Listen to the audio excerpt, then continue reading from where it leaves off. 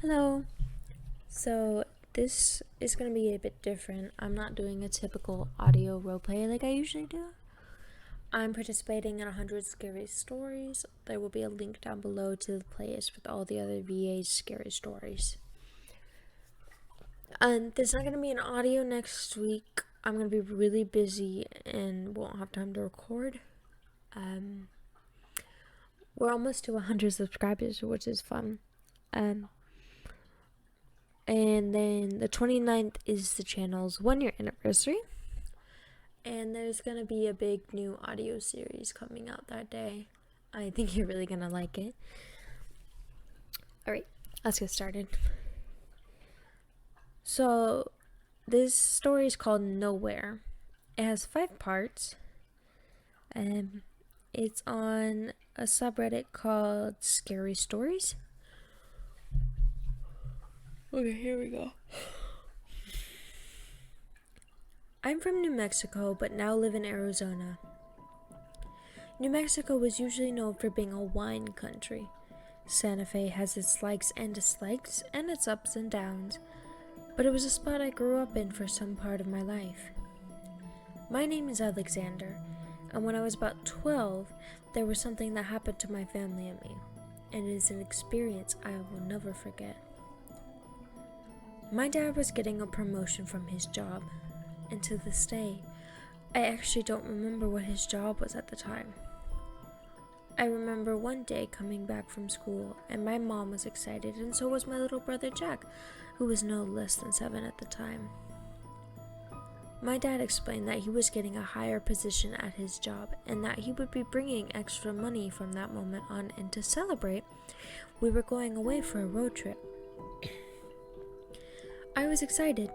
I've never been on a road trip. I remember passing through sandy deserts and music playing on the radio. Jack was sitting next to me, playing with his Buzz Lightyear action figure. We were on the road for about 4 hours, maybe even 5. I still remember it being a long drive though, and throughout the ride to our vacation spot, we only stopped once at a gas station to use the bathroom and pick up snacks. I was the first one to step out of the bathroom while everyone else was taking their time. And just as I was about to get back to the car, something caught my eye. Through the car door window, and through the other door window, right on the other side of the road where there was nothing but the desert, was someone standing still as a statue. The door window where my brother Jack was sitting was sort of dirty due to him touching the glass. It made it difficult to see the features of whoever was there. But I was about to make out 3 things. 1, skinny. 2, dark, like a shadow. 3, they were wearing what looked like an old western hat, like the ones cowboys wear in the movies. When I moved away to get a better look, my dad then called me from behind. I immediately tried to look behind me where I saw the shadowy man. It's the best way I can describe it for the story. No one or nothing stood there anymore. We got back on the road. I never told my parents what I saw, but it's most likely that they would have thought I was probably making it up.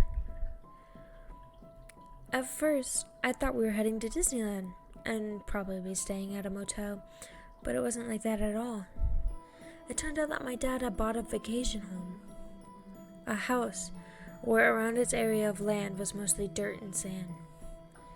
The house's woods that formed it had a reddish-orange color, showing that it had been standing there for a long period of time. When we got inside, I was surprised to see that most of the flooring and walls were renewed with fresh wooden floor and clean wallpapers. We settled in. My dad explained to us that we were going to stay here for about a week and then we would be heading back home once the 7 days of being away from the city were up. Throughout the rest of the day, we just stayed in and my dad barbecued while I played Nintendo in the living room on the TV. We had a good meal, And after we watched a movie for a short period of time, and soon after that, everyone went straight to sleep. Upstairs, there were bunk beds in the room Jack and I were sleeping in, as my parents' room was across from the hall from ours. That night, I slept on the bottom bunk, and Jack slept on the one opposite above me. And to this day, I still remember the time of every event it showed up. 1:39 a.m. I still remember the moon's light hitting me from the window, which pointed to my face from where I was sleeping. And all I did was just turn around to the opposite side. "Alex! Alex!" my brother said, whispering. There was something in his voice that told me I needed to give him my attention. So I did. "What?" "Look," he said. I was laying in bed facing up at the bottom half of his mattress. He then says, "Don't move." I freeze. "I think he can see us," he said. Curiosity and worry started to grow inside me. "What is it?" I whispered. "Look slowly," he replied. I got out of the bed and stood up, and through the window the moon was full. It was so bright, and right under the moon, from a far distance, there was a man. At least, it resembled a man. It was far from the house, but I couldn't see its features, and it was dark outside. But from what I could see, it was a person. I told Jack to go get Mom and Dad. I kept my eye on the window. It remained still as I kept looking at it. And as I stared still, I heard something. And from my hearing, I wasn't sure what I was hearing. I heard "ee." I thought maybe I heard "we," but I also heard "me." When my dad came to our room, he looked out the window. My mind became with questions when my dad said, "I don't see anything." I looked back to see through the glass and to find that there was nothing there. That night, my dad just ended up telling us that it was probably just an animal and to go back to bed. I knew I wasn't just saying things, since I knew what I saw from the gas station.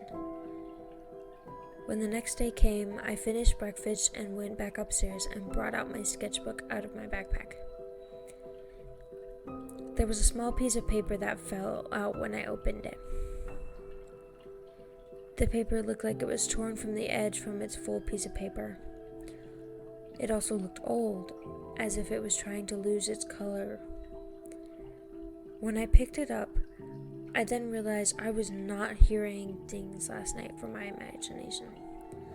The voice was coming from somewhere, or maybe someone. Maybe even the things I saw the other day. In scribble writing in what looked like black ink, the note said, "Leave." I will admit that in the past, I have imagined things. Usually, it's caused by either me watching a scary movie or reading something scary. But at that time, when I was staying at my family's new vacation home, I didn't know what to think. I didn't know how else to explain it. I ended up pulling out my sketchbook when I went into my room and started to make a list, and this is what I wrote.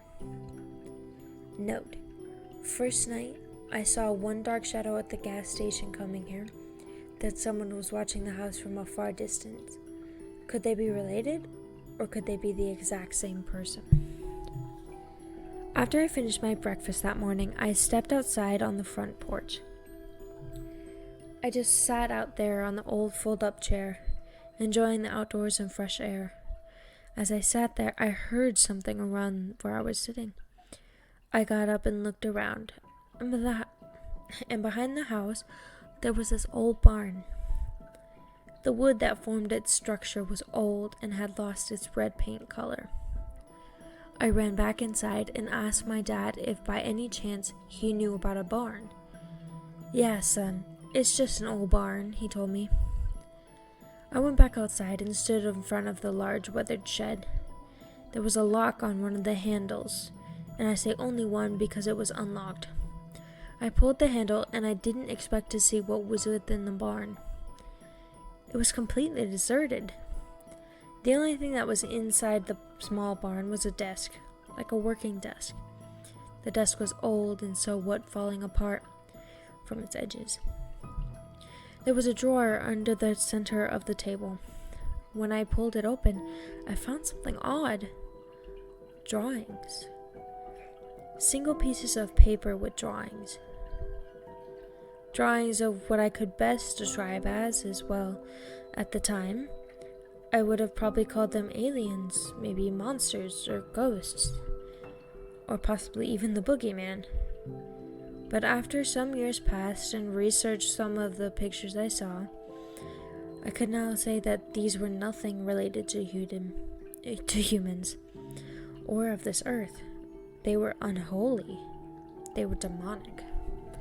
These pictures of the dark entities drawn in black ink showed that some were deformed. Others had more than one head. Some had horns. Their maleficent smiles showed that these things were pure evil. They were completely black. In a way, they looked like just shadows of the creatures. I heard as if someone was whispering behind me, and as I looked around, I ended up finding nothing as I looked around. I felt a breeze that told me that someone was with me in that room. Goosebumps started to appear on my arms. I immediately just put the drawings back and got out of there. Hello? Excuse me? I heard a voice behind me as I shut both doors at the old shack. Standing behind me in front of the porch, there stood a man. He was a man who was skinny and from what I could tell was maybe about 70 years old, but his facial features told me that he was a younger man.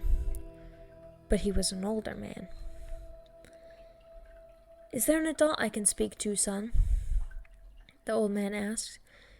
The way that older strangers dressed told me. The way that old stranger dressed told me that he was most likely a farmer.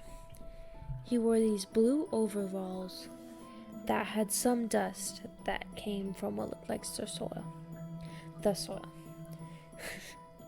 My mom and dad are inside, I replied.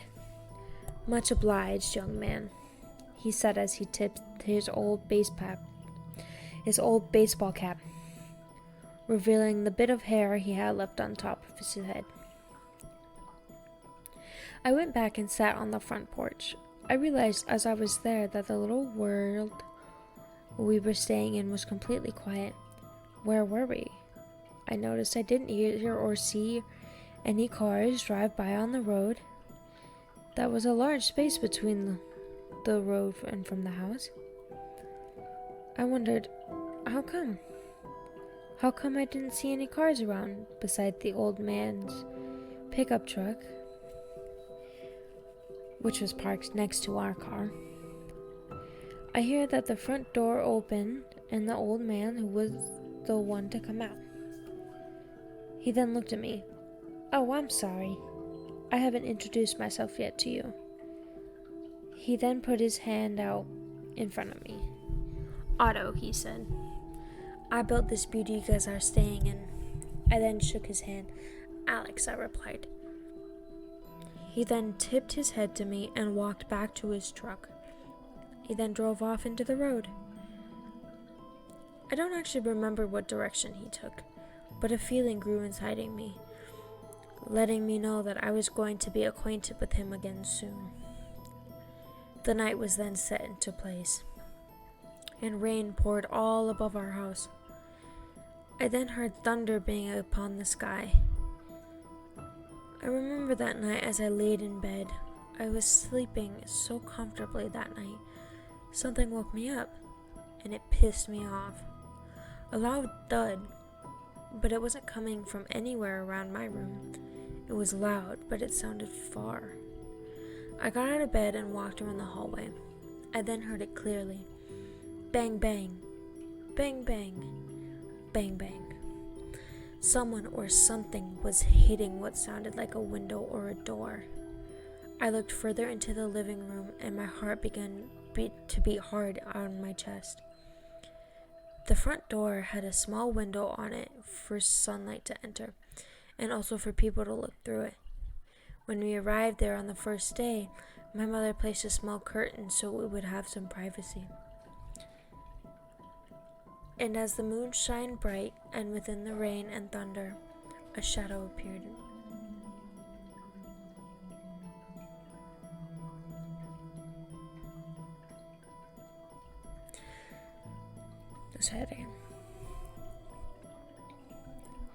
And as the moon shined bright, and within the rain and the thunder, a shadow appeared in front of the door.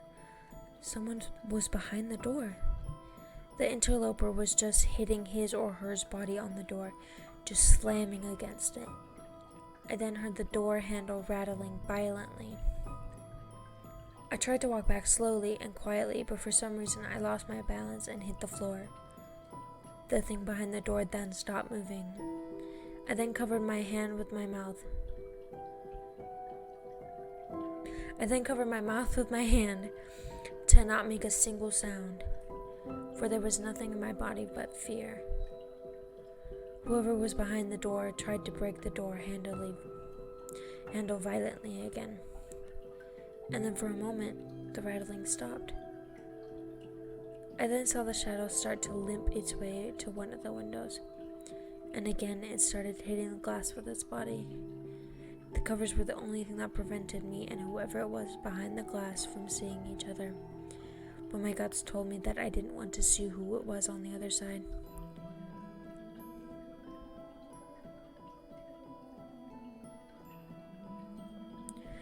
All of a sudden, the windows then exploded in front of me. I covered my face with my hands. I heard footsteps as if someone was sprinting away. When I uncovered my face to see what it was that broke the glass, there was nothing there. That night, my dad was the one who came out from his room. He saw me on the floor and glass on the ground and a broken window of his house. "What the hell happened?" he asked. Again, I knew that there was no point of me telling him what I saw. But what was I gonna tell him? Plus, I don't even know who or what on the other side of the house. But I had to be realistic. That night, I ended up saying that I heard a noise, and I woke up and went to the living room and saw someone behind the window, and they broke the window. I never told my father that they were hitting themselves with their bodies against the door. Although something in my mind, or my thoughts, or whatever you like to call it, told me that whatever it was that was behind the door wasn't human. The only thing that made it somewhat human is that it just looked like one. That night, I helped my dad cover the empty window with some big pieces of wood. He nailed them from the inside. I just watched on the outside. That's when I decided to look around. From a far distance, I noticed something. A figure that was attached to two pieces of wood in what formed a cross. I don't remember seeing a scarecrow when we first got to the house. But what made it odd is that there was no cornfield or anything where there were plants nearby. It was just there in the middle of the dry ground. I then noticed that on the path there was what looked like a path where someone or something made their way to the front door of the house from where the scarecrow stood.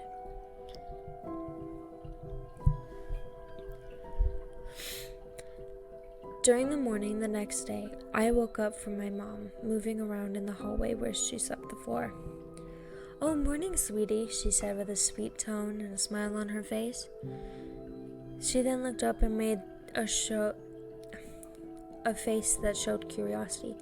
"Hey, Daniel," my mom called out. That was my dad's name. She called him as my dad was somewhere in the living room. When he came to her, she pointed up and my dad followed her finger that was represented as an arrow. He then made a face that showed confusion. It's a handle, he said. He reached his arm up and jumped a bit to reach. A door from the ceiling opened and the ladder unfolded, leading to the upper part of the house. If I remember correctly, I would have to say that the nearest liquor store that was closed from where we were was maybe about 20 minutes away from the house. The sun was going down, and we were heading back from picking snacks and some other things from the store when my dad pulled into the pathway that led for him to park in front of the front porch. My mom was standing out. She had this look of confusion on her face, and she was looking around the front house. My dad asked what was wrong. She then replied that she heard what sounded like someone howling when we were gone. She explained that she was getting dinner started, and as she was putting the chickens in the oven, what sounded like someone howling got my mother's attention. She also said that it sounded like whoever it was howling sounded like they were screaming in pain as well. She then stepped out to look around and found no one outside. My mom then asked my dad why there was a scarecrow from a far distance from the house. She said it was basically odd that a scarecrow was just in the middle of an area where it was just filled with dirt. My father said it's probably nothing and just to leave it. I took a look at the shadowy crop defender. Its head was looking down. For a moment, I thought it moved. Then I saw some birds flying away from its shoulders. I suggested that it was probably just picking on it. My dad then explained to my mother that he would call the local sheriff and to check out what the noise was, even if there was really nothing around for anyone to hide or to be noticed. Everyone went inside, but I wanted to stay outside. I asked my dad if I could, and he told me it was fine. It took me about 5 minutes to walk from the house to the scarecrow, and what I saw in front of me was a life-size figurine made out of hay and straw. Its eyes were two googly eyes that a young child would use for a school project. In the center of its face was a pine cone that was used as a nose. The only thing that remained for it to be incomplete was that it didn't have a mouth. Its clothes looked old, but neither its button-up shirt nor its brown pants looked dirty. It then started to get windy, and I felt something hit my leg. An old straw hat hit my leg. I grabbed it and then placed it nearly next to it. As I started to walk away, I noticed something unusual. I then heard something. A noise. As if something fell. I turned around and found the scarecrow laid face down on the dirt. Its head then quickly turned and looked at me. I jumped in fear and fell on the ground. I then got up as fast as I could and ran back to the house. When I got inside, my parents were sitting at the dinner table. My mom asked me if I was okay, as I knew she saw me trying to breathe. I told her that I was fine and told her that it was a large bee flying around me, and I was trying to get away from it. I looked through the window next to the TV that was in the living room. As I opened the curtains, I found the scarecrow back into its first position from before. 4 days had passed, and yet I still haven't told anyone what has been going on.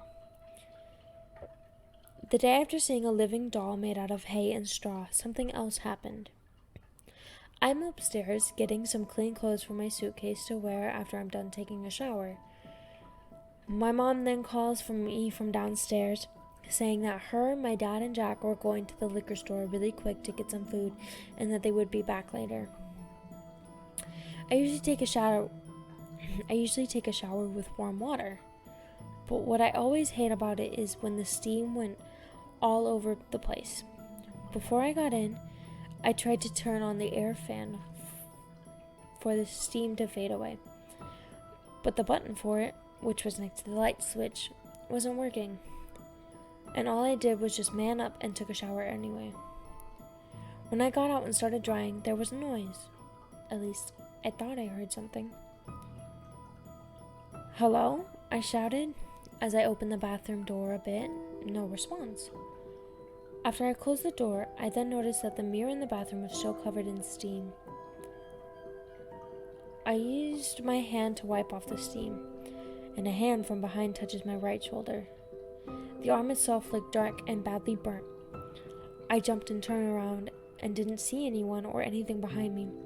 I immediately got my clothes on and ran to my room. When you go up the stairs, as you look, the first room you see is my parents' room. And as you walk up, there are some paintings that have pictures of flowers on the wall. But one of them was a painting of the house. As I was about to enter my room, immediately my thoughts told me that I wasn't alone at the moment or in the house. Slowly, I turned around to look down the stairs, and down the first few steps, there was something. Something was standing there, viewing the painting on the wall. A naked being that was about 6 feet tall. It looked very muscular. Its skin was dark gray and its fingernails were sharp. My heart started pumping fast. I tried to walk back slowly and quietly, but the first step I took walking backwards made a noise when my foot stepped on the wooden flooring. Suddenly, the beast turned around and looked at me. Even though it didn't have any eyes on its face, besides a mouth and 2 holes for a nose. It growled in anger and ran up the stairs. I ran inside my room and locked the door, even though I knew it wouldn't help due to how large it was. Quickly, I put on my clothes and ran to the window and unlocked it and got out and shut it closed, as I was on the other side in the heat of the day. I almost slipped as I was on the roof near the window. The beast then appears at the window. I saw it, and I knew it saw me. It didn't do anything besides just stand there. We just kept staring at each other. My foot slipped, and I remember as I was slipping off the roof, and so did some of the tiles. It just kept staring down at me. Then everything went black after that.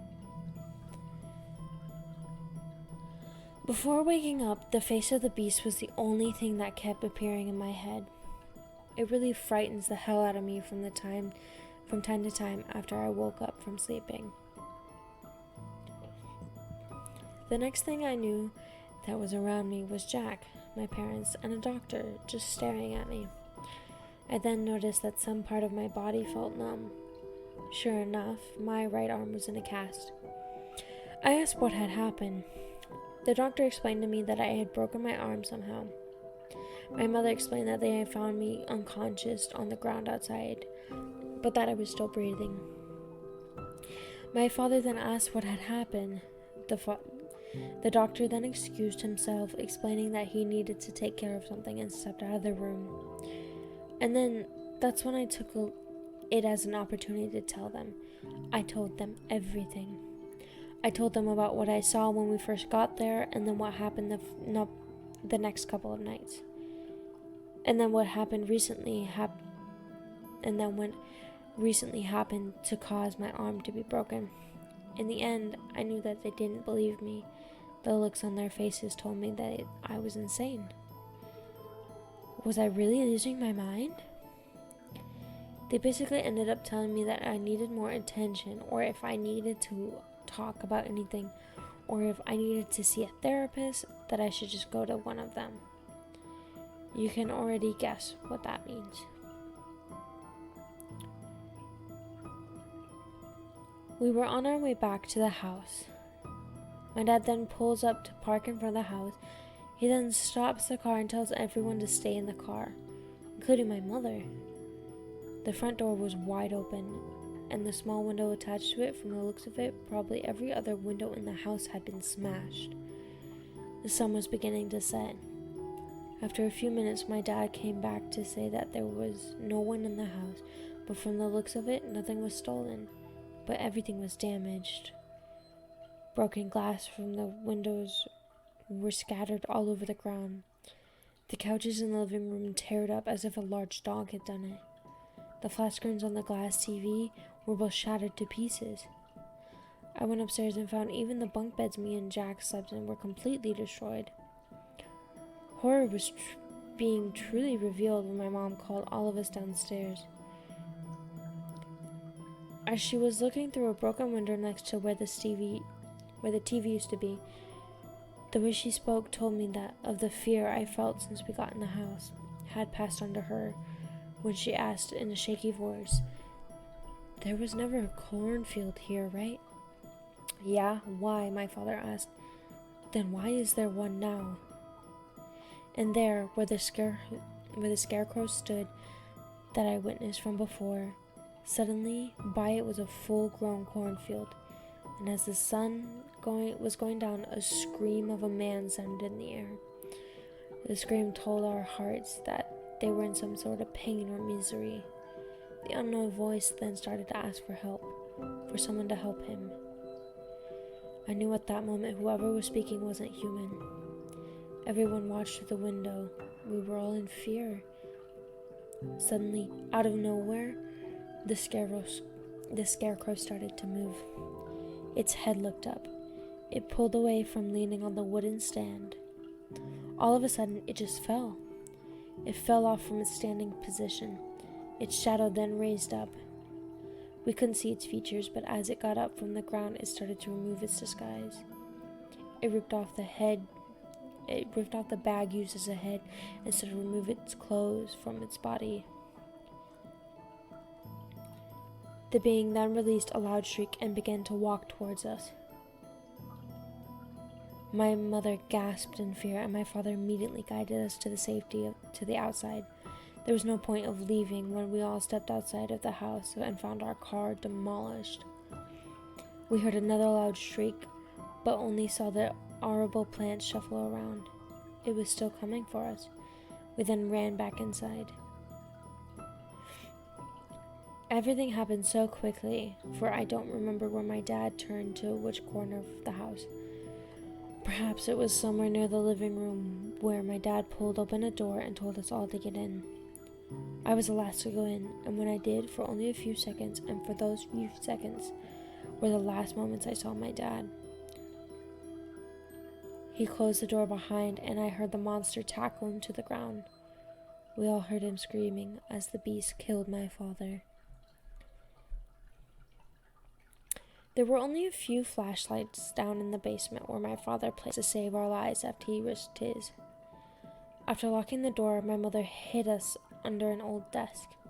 She grabbed a silver crowbar from one of the boxes that was with us in the same room. After a few minutes, she started sobbing, and so did Jack, but much softer than my mother's. I couldn't believe that my dad was no longer in my life anymore.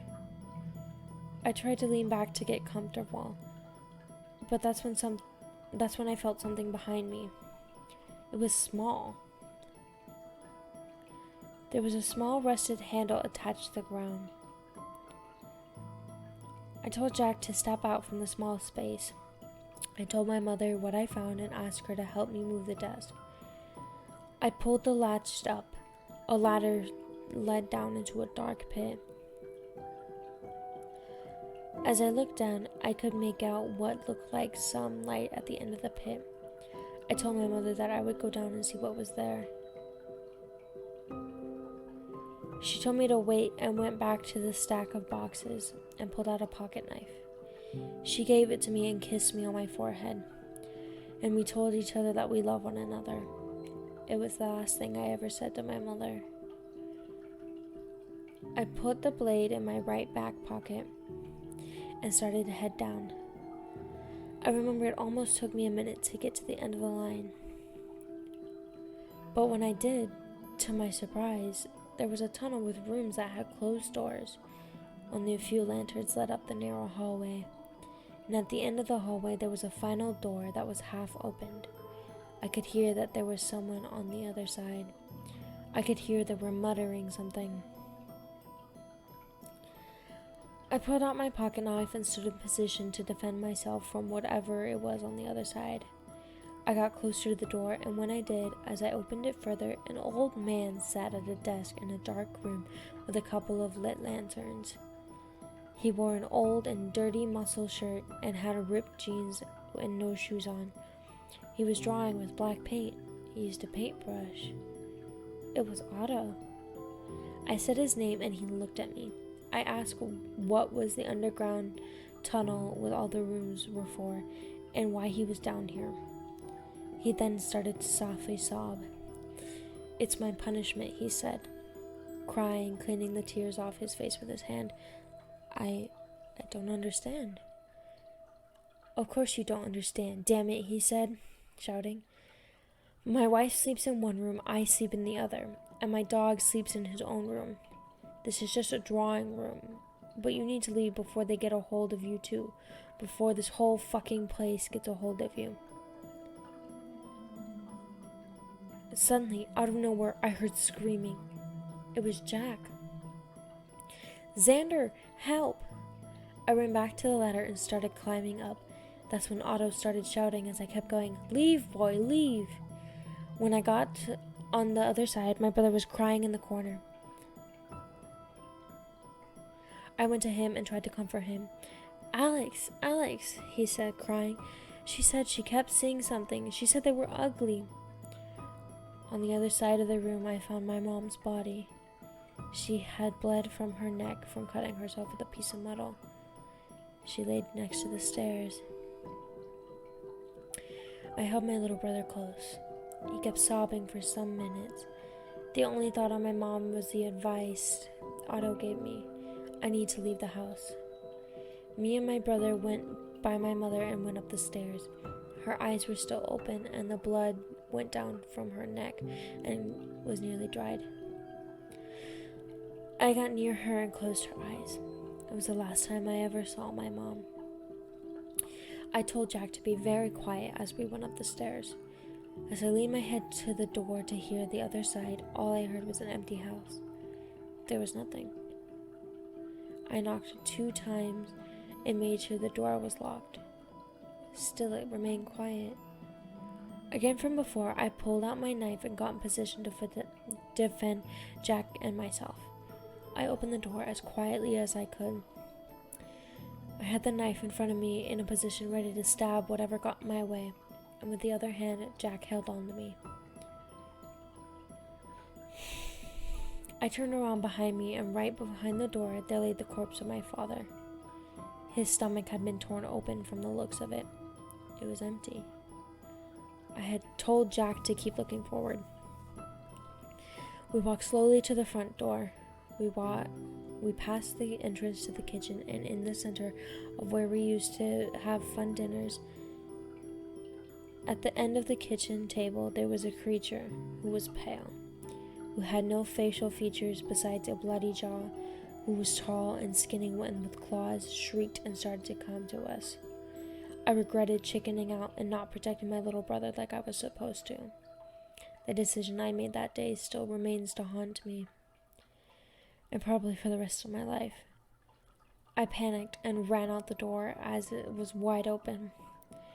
Jack wasn't fast enough, and he slipped when I ran. When I got outside and stood from a far distance, I heard Jack crying and screaming my name. I turned around and saw him in tears. I wanted to turn back and rescue him, but the creature stood in front of him. Suddenly, the door slammed shut on its own.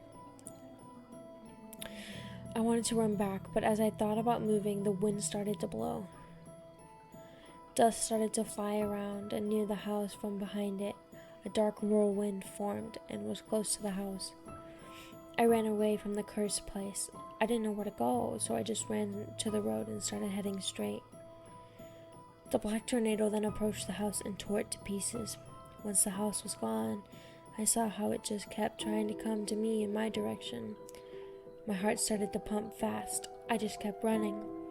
All of a sudden, I heard screams. I heard screams that sounded like my family, crying and moaning in pain and misery. I then heard Jack's voice. He called out my name and screamed. I heard other voices too. Voices of people I had never heard of, screaming and crying in pain as if they were tortured. I felt it getting close, as if right behind. The voices, the tornado. I suddenly started to feel tired. I tripped and fell. I heard my head on the cement. The black storm was heading towards me, and dust started to fly around me. The only thing I did was just lay. I remember just closing my eyes and waiting for death to just come take me away. It got quiet. I opened my eyes, and in the heat of the day, all there was that remained was the heat of the day. Nothing stood in front of me anymore. And to this day, I still don't understand what the fuck I witnessed. I remember that I just kept walking. The day was hot. Still, I kept walking forward. Sweat started to fall down from my forehead. I didn't see any cars pass. I was confused about a lot of things. I then remember I started to feel dizzy. And that's when everything went dark. It felt like I was asleep, but I was still able to hear things. For a moment, I heard a siren. Then I remember feeling cold airs. When I opened my eyes, I found myself in bed, and some doctors were around me. One of them asked if I was okay and how I felt. I told them I was fine.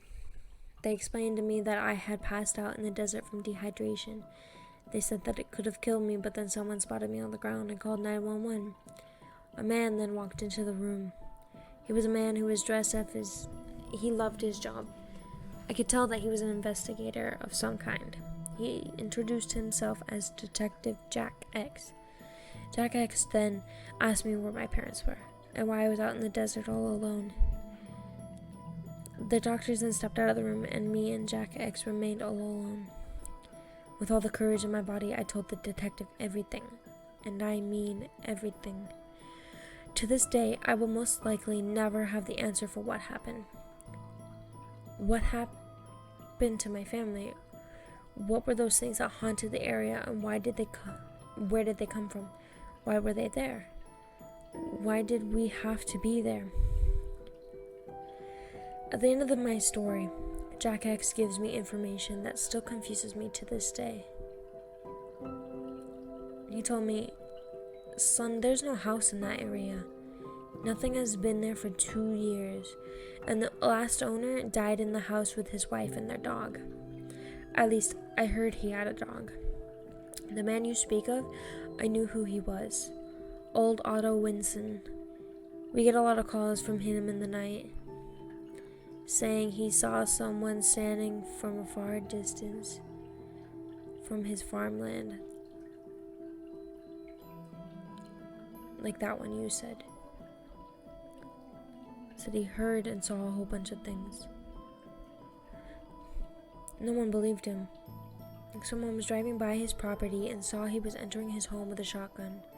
Our men went over to his home and they found him dead. Him and his wife. Both have been shot. To this day, I still don't understand everything, and probably never will. I keep repeating everything in my mind over and over. Still nothing. I can still hear Jack screaming sometimes. He still screams, and only screams.